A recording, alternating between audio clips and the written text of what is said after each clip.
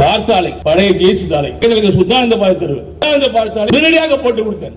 எத்தனையோ பேர் நன்றி சொன்னாங்க, வாழ்த்து சொன்னாங்க. ஆயிரம் தெரு, சுதானந்த பாறை தெரு, காயத்ரி நகர், குறிஞ்சி நகர் 1வது 2வது தெருக்கள், பாலாஜி நகர் மெயின் ரோடு, வைகை தெரு, யமுனை தெரு, நர்மதா தெரு விரிவு, ஓயா தோட்டம் 1வது தெரு நடந்துகிட்டு இருக்கு ரோடு, அருள் நகர் 40 ரோடு எல்லாம் தார் சாலை.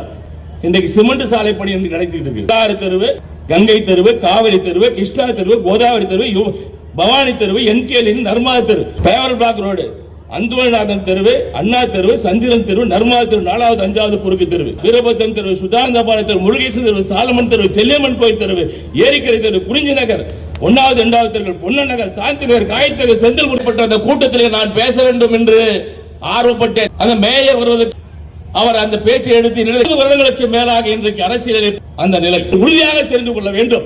சரி, 900 மீட்டர் 100 மீட்டர் ஆடி சாதனை படைச்சிட்டோம். ஆனா அதற்கு பிறகு மிகப்பெரிய பாதிப்பு இந்த பகுதி இருந்து கொண்டே இருக்கின்றது.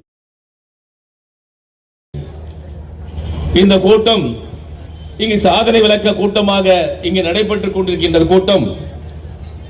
எனக்கு முன்னால் பேசிய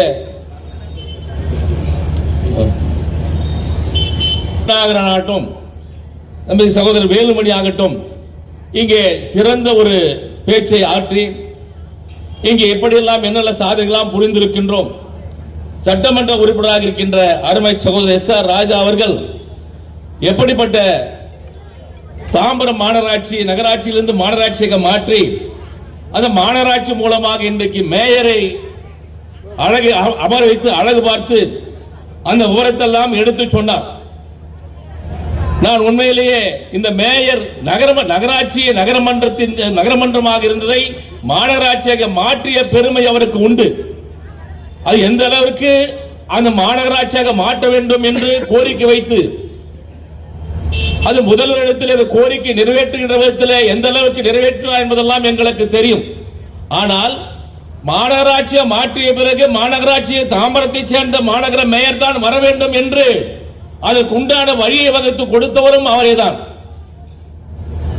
அந்த விவரத்தை எல்லாம் நான் உண்மையிலேயே பேச வேண்டும் என்று கடந்த 2 நாட்களுக்கு முன்பாக புதன்கிழமை என்று மேயருடைய வார்டிலே நடைபெற்ற அந்த கூட்டத்திலே நான் பேச வேண்டும் என்று ஆர்வப்பட்டேன். ஆனால் அன்றைக்கு பேச வாய்ப்பில்லை.